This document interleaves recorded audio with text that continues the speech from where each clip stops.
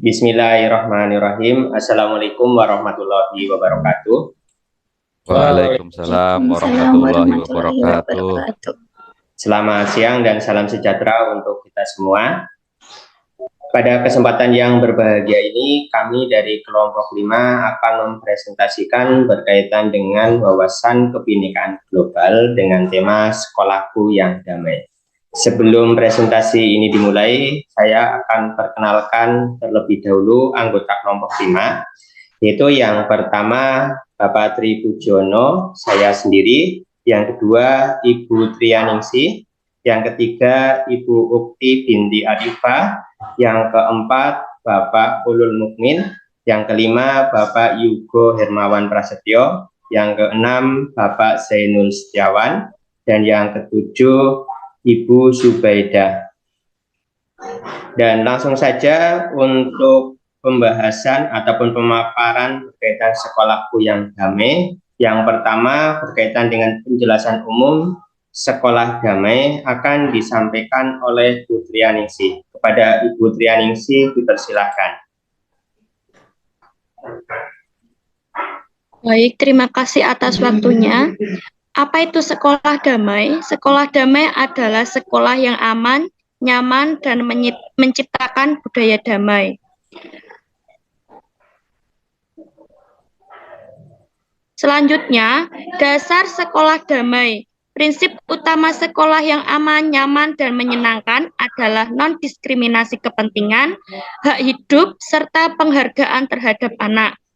Sesuai dengan pasal 4 Undang-Undang Nomor 23 Tahun 2002 tentang Perlindungan Anak yang menyebutkan bahwa anak mempunyai hak untuk dapat hidup, tumbuh, berkembang, dan berpartisipasi secara wajar sesuai harkat dan martabat kemanusiaan, serta mendapatkan perlindungan dari kekerasan dan diskriminasi. Selanjutnya berkaitan dengan penjelasan umum Sekolah Damai akan disampaikan oleh Ibu Ukti binti Arifah. Kepada Bu Ukti, saya persilakan. Ya, terima kasih untuk waktunya. Di sini saya akan menjelaskan tentang dimensi sekolah damai. Ada beberapa dimensi. Yang pertama yaitu harus menerapkan kedamaian ataupun anti kekerasan, yaitu sekolah harus menciptakan kenyamanan ataupun kedamaian. Kemudian yang kedua yaitu dengan menjunjung tinggi hak asasi manusia. Yang ketiga menciptakan demokrasi, yaitu dengan saling menghargai atau mengedepankan kesetaraan dan hak. Kemudian yang keempat toleransi. Yang kelima pemahaman antar bangsa dan antar budaya, serta adanya pemahaman perbedaan budaya dan bahasa. Untuk mewujudkan sekolah damai, ada beberapa kerentanan yang dapat mengancam sekolah damai. Untuk selanjutnya akan disampaikan oleh Bapak Yugo Hermawan Prasetyo. Terima kasih. Di sini saya akan memaparkan beberapa kerentanan yang dapat mengancam sekolah damai. Yang pertama ada kerentanan perundungan, yang kedua kerentanan kekerasan seksual, yang ketiga kerentanan diskriminasi dan intoleransi.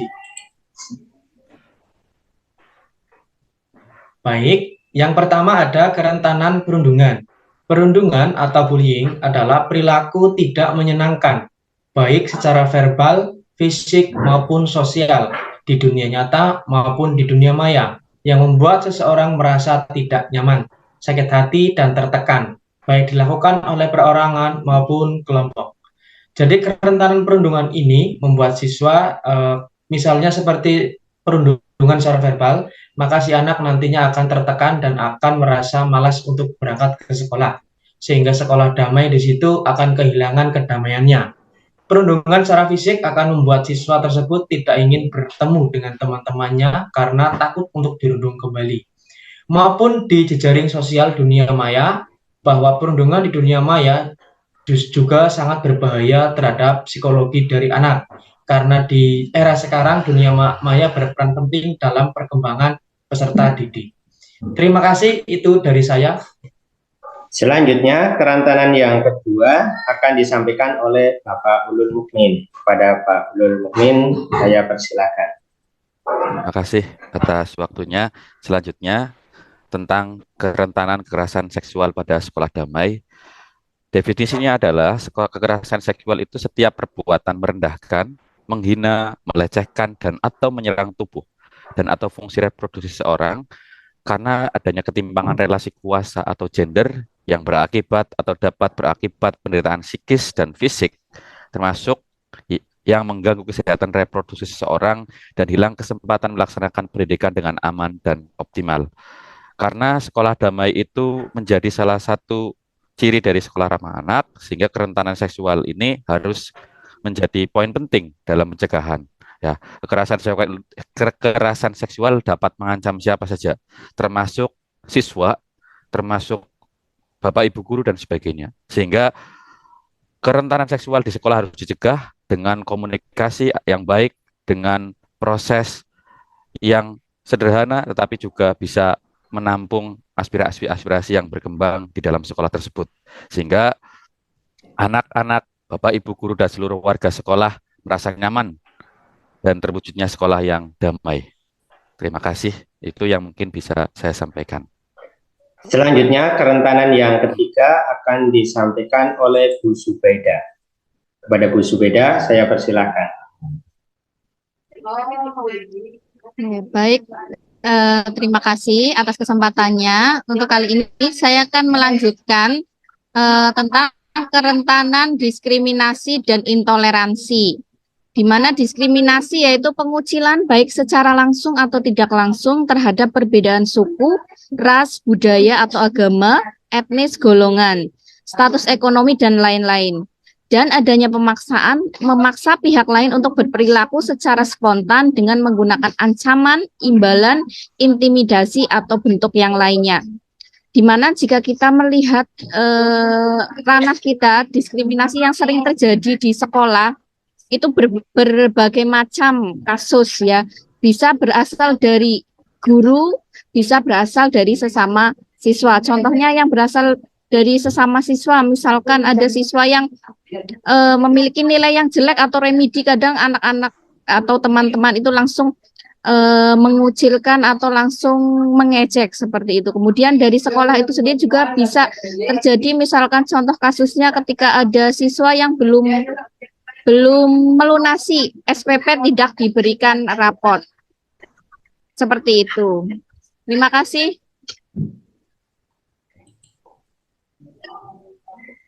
Dalam mengatasi ataupun mencegah adanya kerentanan-kerentanan tersebut, tentunya pihak sekolah harus mempunyai program-program untuk mewujudkan sekolah damai. Untuk selanjutnya, Bapak Zainul akan memaparkan berkaitan dengan program sekolah untuk menumbuhkan sekolah damai. Kepada Bapak Zainul, saya persilahkan.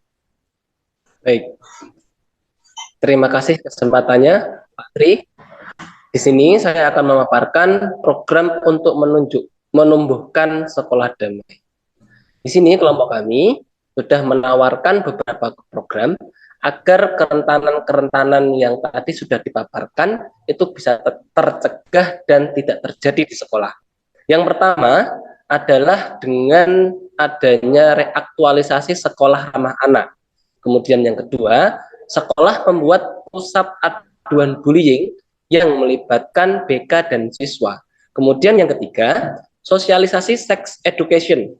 Kemudian yang keempat, membentuk Satgas Anti Bullying dari OSIS. Tentunya 4 program yang kita buat ini berlandaskan atas 3 kerentanan yang tadi sudah disampaikan oleh teman-teman. Yang pertama, reaktualisasi sekolah ramah anak. Pada dasarnya, sekolah ramah anak ini tujuan utamanya adalah untuk menumbuhkan nilai-nilai humanisme, kemudian toleransi, dan pengakuan terhadap hak-hak anak sebagai siswa. Namun pada faktanya beberapa sekolah program ini tidak berjalan dengan baik. Untuk itu program yang semestinya sudah baik ini perlu kita reaktualisasi, perlu kita hidupkan kembali, dan perlu kita kembangkan lagi agar sekolah damai ini bisa terwujud.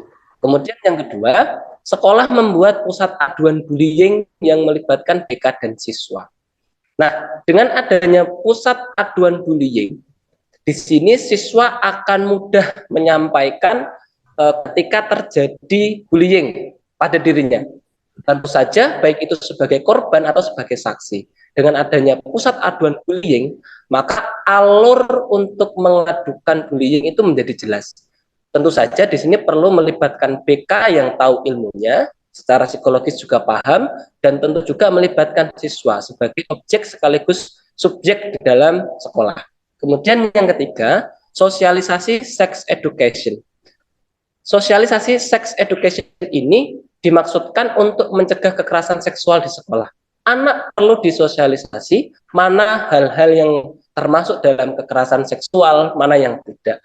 Dengan begitu, maka anak menjadi tahu, oh ini perbuatan yang tidak boleh, oh ini masih dalam batas toleransi. Begitu. Kemudian yang keempat, membentuk Satgas anti bullying dari OSIS. Jadi OSIS sebagai organisasi siswa intrasekolah perlu diberikan ruang agar mereka membuat kegiatan-kegiatan sekaligus menjadi agen atau pelopor anti bullying. Dengan adanya Satgas ini, maka tindakan-tindakan bullying di kalangan siswa itu tentu lebih termonitor dengan baik, karena yang lebih banyak bergabung dengan siswa ya tentu siswa itu sendiri. Maka dari itu kerjasama dengan OSIS adalah langkah yang kami kira sangat efektif untuk mencegah terjadinya bullying. Dengan demikian, dengan adanya 4 program yang sudah kami paparkan, saya kira dapat menumbuhkan sekolah damai. Tentu saja keempat hal tersebut juga salah satu bentuk komunikasi positif dari sekolah agar program sekolah damai ini bisa terwujud. Demikian Pak Tri yang bisa saya sampaikan. Saya kembalikan ke Pak Tri Puji selaku moderator.